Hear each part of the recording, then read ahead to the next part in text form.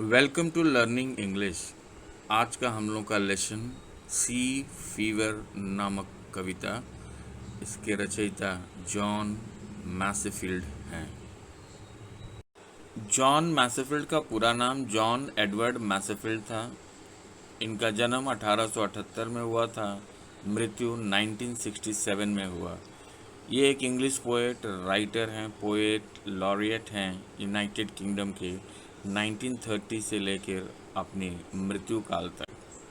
Poet laureate ये England का एक उच्च राज्य स्तरीय सम्मान है और जॉन एडवर्ड मैसेफील्ड इस सम्मान से सम्मानित व्यक्ति थे। जॉन मैसेफील्ड के सी फीवर कविता में एक स्पीकर बड़े भाव आवेशपूर्ण तरीके से इस बात पे जिद करता है कि उसे जीवन में खुश रहने के लिए नाविक की ज़िंदगी में वापस जाना पड़ेगा। खुले समुद्र की आज़ादी और यात्रा का रोमांच उसे पुकारते हैं, उसे बुलाते हैं, आह्वान करते हैं और उसे ज़िंदगी में कुछ नहीं चाहिए सिवाय समुद्र के ऊपर जहाज़ में वह घूमता रहे, मंडराता रहे। यह पोएम पहली बार मैसेफील्ड के 1902 कलेक्शन सॉल्ट वाटर बैलेट्स में प्रकाशित हुई थी। कविता की पहले स्टैंजा के पहली दो पंक्तियां हैं, I must go down to the sea again, to the lonely sea and the sky, and all I ask is a tall ship and a star to steer her by. पहली दो पंक्तियों में ही कवि अपने पैशनेट डिज़ायर को व्यक्त कर रहा है। कह रहा है कि I must go down to the sea again, मुझे जाना पड़ेगा समुद्र में, और वह लोनली सी है एंड स्काई है और कुछ नहीं है, केवल एकांत समुद्र और आकाश है। और उसे वहाँ जाने के लिए किस चीज़ की आवश्यकता है? A tall ship and a star to steer her by, एक बड़ी जहाज़ उसको चाहिए और उसे दिशा दिखाने के लिए एक स्टार चाहिए। ये कौन सा स्टार है? ये ध्रुव तारा है, पोल स्टार है, जो एकमात्र स्टार है जो फिक्स्ड है और उसके माध्यम से, उसके सहायता से वह अपनी दिशाओं को पहचान पाएगा, यात्रा को कर पाएगा। तीसरी पंक्ति है, and the wheels kick and the wind song and the white sail shaking. और उसे क्या याद आ रहा है, क्या रोमांचित कर रहा है? वो व्हील का किक, उसको वो जो व्हील है जिससे जहाज चलती है, वह जब घुमाया जाता है तो उसका एक झटका लगता है और वह भी उसे आनंदित कर रहा है कि उसे व्हील्स किक याद आ रहा है। एंड द विंड सॉन्ग, और यहाँ पे विंड को पर्सोनिफाई करते हुए कह रहा है कि जो हवा के गीत हैं और उस हवा में, उस तेज हवा में जहाज के जो पतवार हैं वह क्या कर रहे हैं? शेक कर रहे हैं, कांप रहे हैं। तो यह रोमांचित दृश्य कवि हम लोगों को इमेजरी के माध्यम से बताना चाह रहा है कि वह जो समुद्री यात्रा में जाएगा तो उसे क्या चीज़ रोमांचित करता है। अब पहले स्टैंजा के चौथे और अंतिम लाइन को देखा जाए, and a grey mist on the sea's face and a grey dawn breaking. समुद्र के चेहरे पे धुंधला कुहासा है और जो सूरज निकल रहा है इस धुंधले कुहासे में भी जो भोर बेला है, प्रारंभिक समय है, वह भी ग्रे है, वह भी धुंधला है। तो यहाँ पर ये बताना चाह रहा है कि जीवन में कोई ज़रूरी नहीं है कि हर समय हम लोगों का जीवन उज्जवल डॉन दिखाई दे, सब कुछ ब्राइट हो। नहीं, कभी कभी सब कुछ वाइट एंड ब्लैक के बीच में ग्रे कलर भी होता है, धुंधला भी होता है। लेकिन यह चीज़ हमें अपने जीवन यात्रा में बाधित नहीं करता है। हम इस अवसर को भी अपनी यात्रा में शामिल करके आगे बढ़ते हैं। अब पहले स्टैंजा को पूरा एक बार फिर से देखा जाए, I must go down to the seas again, to the lonely sea and the sky, and all I ask is a tall ship and a star to steer her by, and the wheels kick and the wind song and the white sail shaking and a grey mist on the sea's face and a grey dawn breaking।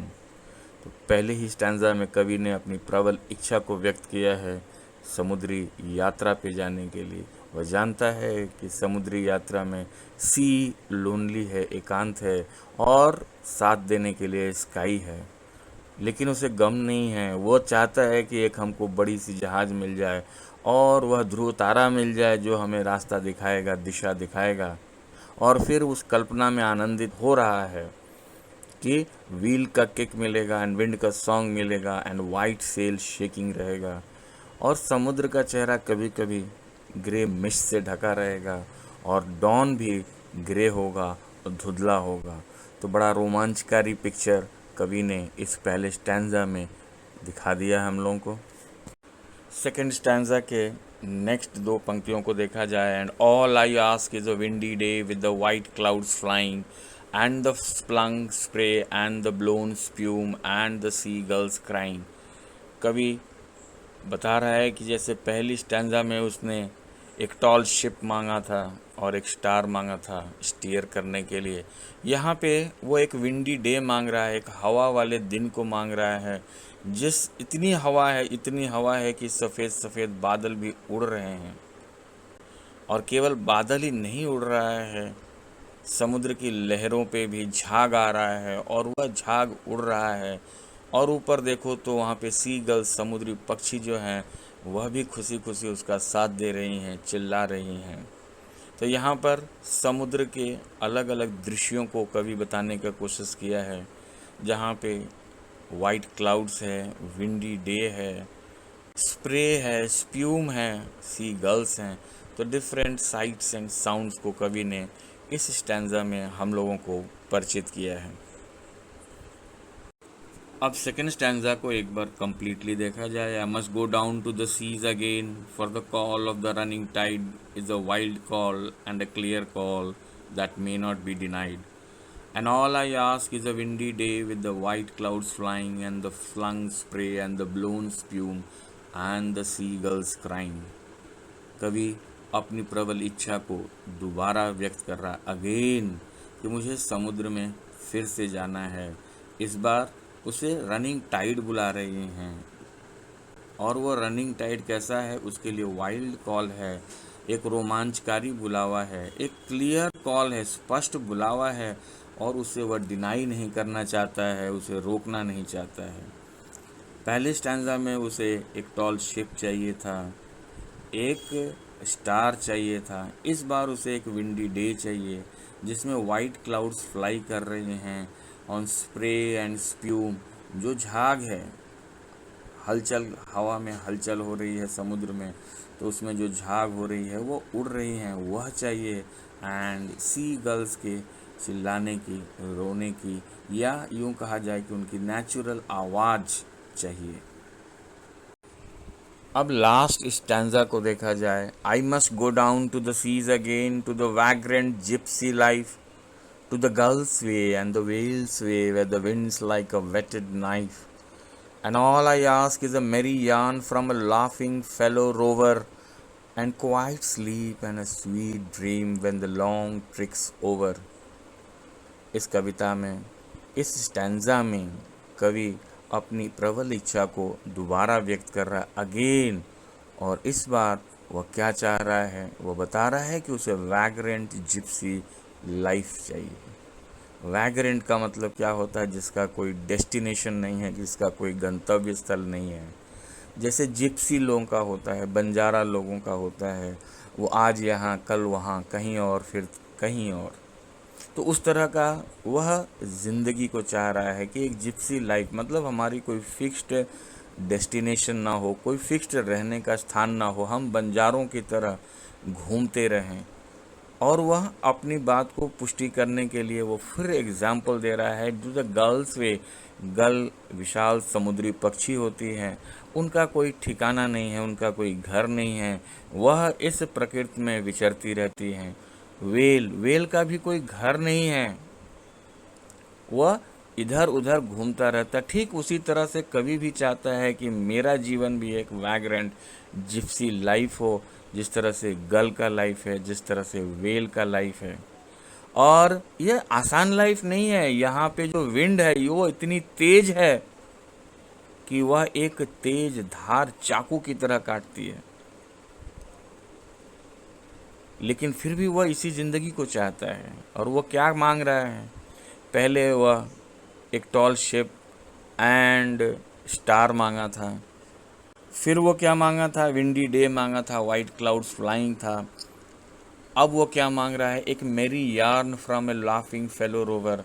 जो उसके सह यात्री हैं, जो सह नाविक हैं, उनके साथ वाले नाविक हैं, उनकी खुशी खुशी कहानियाँ वो सुनना चाहता है। मेरी यार्न, यहाँ पे यार्न वस्त्र से नहीं है, यहाँ यार्न जो है वह उनकी कहानियों से है।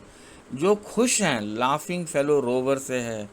और इन सब करने के बाद वो क्या होगा? एक क्वाइट स्लीप होगा and a sweet dream when the long tricks over.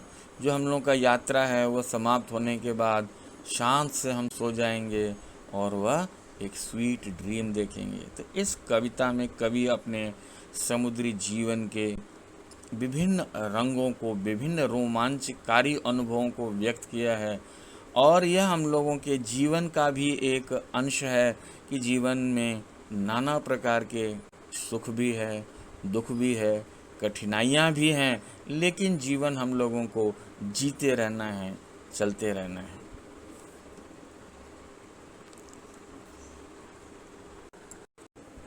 Major themes in sea fever. Sea fever में विशेष विषय क्या है? वांडरलस्ट है, घूमने का एक प्रबल इच्छा है, एडवेंचर है, रोमांच है, एंड मेमोरीज है, और यादें हैं। एक डीपर लेवल पे, एक गहराई से अगर देखा जाए तो वॉयज एक ज़िंदगी के साथ कंपेयर किया जा सकता है।